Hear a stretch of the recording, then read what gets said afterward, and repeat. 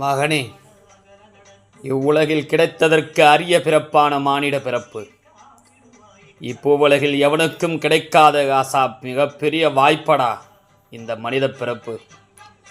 எவன் ஒருவன் சத்தியத்தோடும் தர்மத்தோடும் நேர்மையோடும் மனகாசா உள்ளன்புக்கு காசா உண்மைக்கு கட்டுப்பட்டு நடக்கிறானோ அவனுக்கு எப்போதும் துணையாக இந்த கருப்பன் நான் காசா முன்னின்று காத்து நிற்பேனடா.